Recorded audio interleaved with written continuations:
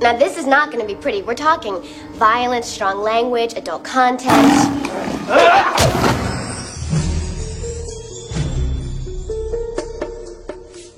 Alors, qu'est-ce que ça représente pour toi Buffy? Quand je rentrais de l'école et que je regardais la télé alors que j'avais pas le droit. Ça a toujours été une série fun où il y avait de l'amusement, des personnages attachants. Et ça faisait pas trop peur alors qu'il y avait des vampires. Ça allait. Strong girls and fighting for the evil. Ouais, voilà. C'était une fille qui combattait.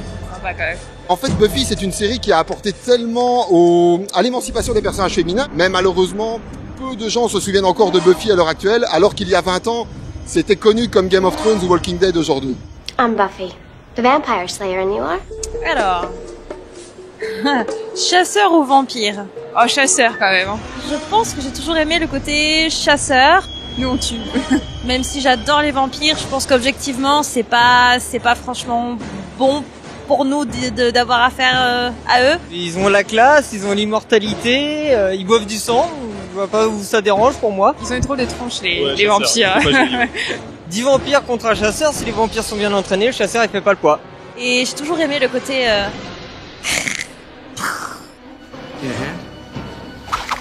No thanks. I'm good.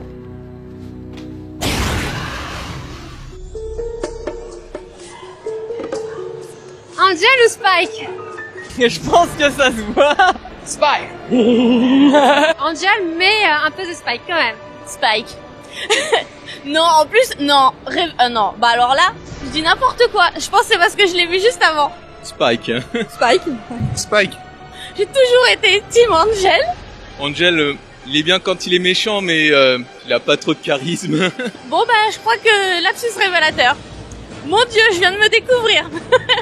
Moi, j'ai toujours trouvé qu'il avait la classe, donc la tenue, les cheveux blonds platine, le fait qu'il soit assez badass. Son histoire est plus authentique. C'était quelqu'un de gentil à la base qui est devenu méchant en devenant vampire, à l'inverse d'Angel qui est devenu gentil juste par contrainte en fait. C'est un vrai connard, il fait ce qui lui plaît et basta du reste. Et c'est ce qu'on aime au final. Alright. Let's finish this. Gladiateur d'applaudissements, s'il vous plaît. Oh, c'est incroyable de les voir en vrai. C'est un rêve d'adolescente quoi qui se réalise un petit peu. J'étais folle. Ah, j'avais l'habitude de la regarder sur mon petit écran et en vrai, c'est formidable. Ils sont super accessibles, c'était super en fait. C'est génial. C'était bien d'entendre toutes les anecdotes et tout. Hein. I danced off into a pole. You can see it on the episode. They left it in there. You can see it. I'm like, and then. I think that this new generation needs a Slayer. I think, especially in my country, there's a lot of demons out there that, you know? Joss is the world of Buffy. He's every time we had a script, and it was a reasonable script, whenever Joss then did he'd do a little thing at the end, a little sprinkle of stardust, and it came to life. L'épisode qui t'a le plus marqué? Aïe aïe aïe, ça c'est une question difficile. C'est peut-être l'épisode où Buffy tue un monstre avec un bazooka.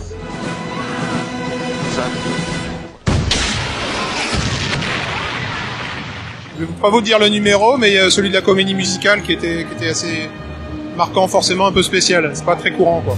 Since I'm only dead to you, I'm saying stay away and let me rest in peace.